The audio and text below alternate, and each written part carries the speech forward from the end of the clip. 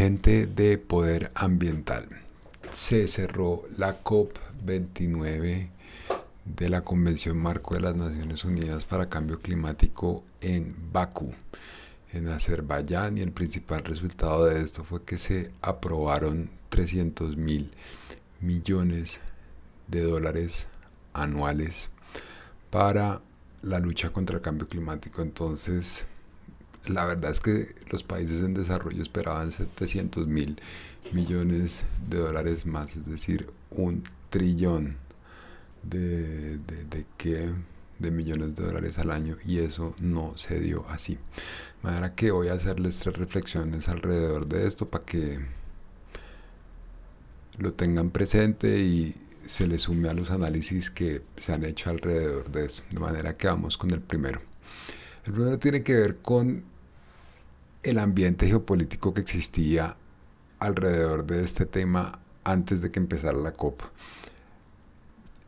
Donald Trump fue elegido como presidente de los Estados Unidos justo antes de que empezara esta COP, y Donald Trump no es particularmente afín a el cambio climático. De hecho, él sacó a los Estados Unidos del Acuerdo de París la última vez que él fue presidente, y después entró Biden y lo volvió a meter a los Estados Unidos.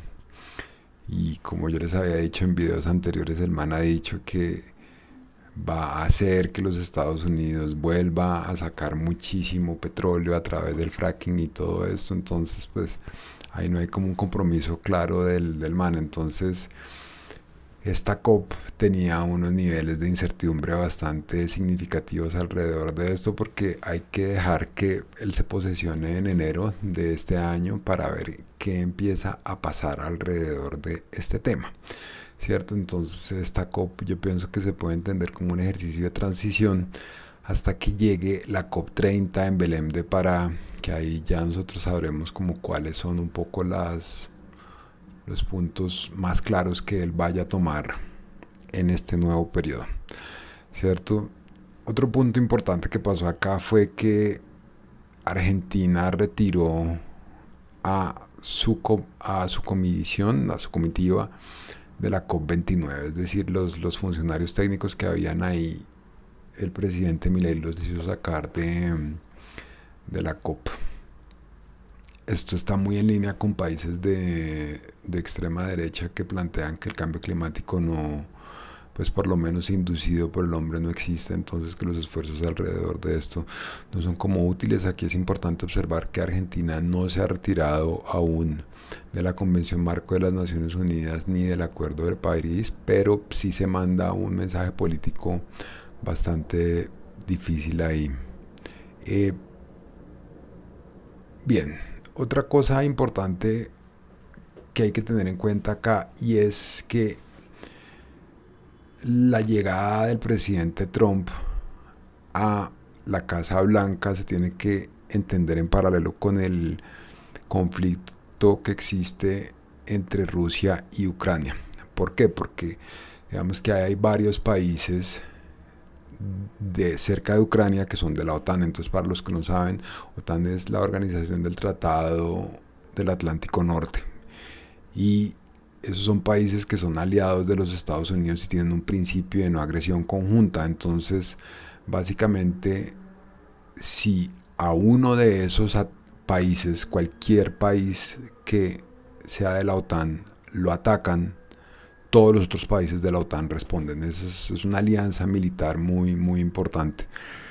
Entonces, una parte importante de la presidencia de los Estados Unidos de Donald Trump en su primer término tenía que ver con que los países de la OTAN no estaban aportando lo suficiente para el mantenimiento de la OTAN, y que casi todo lo estaba haciendo Estados Unidos. Entonces, cuando entra Rusia en guerra con Ucrania, ahí el asunto se pone bastante complicado, y los países de la OTAN, concretamente los europeos, empiezan a aumentar más el gasto en defensa. Entonces, por ejemplo, Alemania ha incrementado desde el 2022 cerca de 12.700 millones de dólares adicionales en defensa, al igual que los Estados Unidos.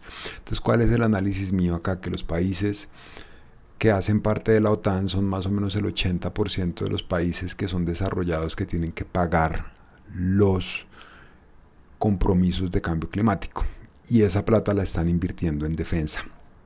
Entonces, sí, digamos que es un problema de prioridades en este momento. Entonces la plata se está yendo muchísimo más hacia defensa, y yo pienso que esa importancia política, es decir, existe, pienso yo, una traducción de la importancia política de las cosas en los presupuestos. Entonces en este momento no está tanto en el cambio climático, sino en la defensa. Y otra cosa que en geopolítica pienso que afectó mucho el desarrollo de la COP29 fue que al principio no fueron tantos presidentes como se esperaba que fueran. Entonces pues no fue Joe Biden, no fue Putin, no fue Xi Jinping, no fue Lula da Silva, y esto le quita fuerza a los resultados de esta COP. En términos de resultados, muy por encima, quiero decirles lo de los compromisos. Digamos que de acuerdo con la agencia de noticias de la ONU, los países desarrollados se comprometieron a invertir 300.000 millones de dólares en la lucha contra el cambio climático, y estos son 700.000 millones de dólares menos de los que se esperaban. Y alrededor de esto una cobertura muy importante. Digamos que los países del sur global estaban bastante frustrados con esto, decían que siempre, muy en línea con lo que pasó en la COP16 de biodiversidad en Cali, que estas conversaciones alrededor de financiamiento las dejan hacia el final, cuando ya hay más poquitos delegados y ya cuando están como más cansados. Entonces lo de la plata es una cosa bastante complicada porque se triplica,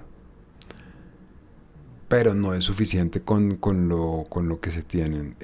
También se acordaron las normas para un mercado mundial del carbono respaldado por la ONU. Este mercado facilitará el comercio de créditos de carbono, incentivando a países para que reduzcan sus emisiones e inviertan en proyectos respetuosos con el clima. Esto de acuerdo a la Agencia EFE. Los países representados en la COP29 alcanzaron un acuerdo sobre el comercio de emisiones de carbono y la creación de un mercado mundial regulado para cumplir con los objetivos del artículo 6 del Acuerdo de París. Se supone, de acuerdo a esta misma publicación, que la creación del mercado de carbono de la ONU podría desbloquear flujos de inversión de 250.000 millones de dólares al año, lo que podría facilitar el cumplimiento de las contribuciones climáticas nacionales de cada país. Entonces, pues, es decir, los mercados de carbono estaban como trabados hace un tiempo, y se supone que esto tiene que ayudar a mover la vaina más. Esto de mercados de carbono lo voy a ver más en detalle con especialistas en este tipo de mercados más hacia adelante, de manera que tenganme un poquitico de paciencia, pero sí, aquí hubo un avance importante alrededor de esto.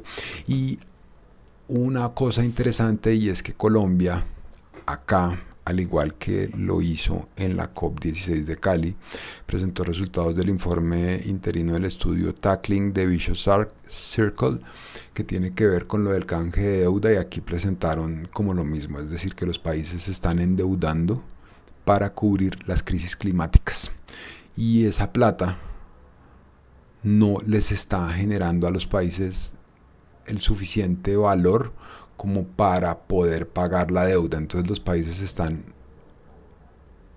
endeudando más y están perdiendo capacidad de pago como resultado del cambio climático. Entonces por eso es que se vuelve tan importante lo del canje de deuda por acción climática. Entonces hay que ver qué es lo que se plantea alrededor de esto y cuáles son los acuerdos políticos que se pueden llegar a tener. A mí me parece que esto es central dentro del financiamiento climático a final del día, porque casi todo el financiamiento que se está haciendo en este momento se hace a través del Fondo Verde del Clima. Entonces los países aportan a el Fondo Verde del Clima, y el Fondo Verde del Clima distribuye a través de proyectos. Digamos que los proyectos de canje de deuda tienen la posibilidad de ir directamente a las arcas de los países y que los países hagan esa distribución. Entonces usted quita un nivel de intermediación y adicional a eso se pueden hacer más eficientes los resultados de la inversión. A mí me gustaría cerrar planteando una pregunta y es: ¿qué pasa si la voluntad política de los países más desarrollados para financiar el cambio climático y dejar de emitir gases de efecto invernadero significativamente se disminuye? ¿Cierto? Es decir, ¿qué podemos hacer nosotros desde el sur global para esto? A mí me parece que las respuestas en esto no son sencillas, pero tenemos que empezar a analizar ese tipo de escenarios. Es decir, ¿qué pasa si la gente de esos países que toman principalmente las decisiones no se montan en el bus o como que se bajan, ¿cierto? Ahí, ¿qué hacemos nosotros como sociedad global? Esa es una conversación bastante complicada. Díganme ustedes qué piensan. Les pido una disculpa por la ausencia dentro de este proceso, pero la verdad es que no me dio el tiempo. Les dejo acá. Díganme sobre qué temas les gustaría que profundizara alrededor de estos acuerdos de cambio climático, pero por pronto lo dejo ahí. Lo ambiental es poderoso, lo ambiental es político. Chao.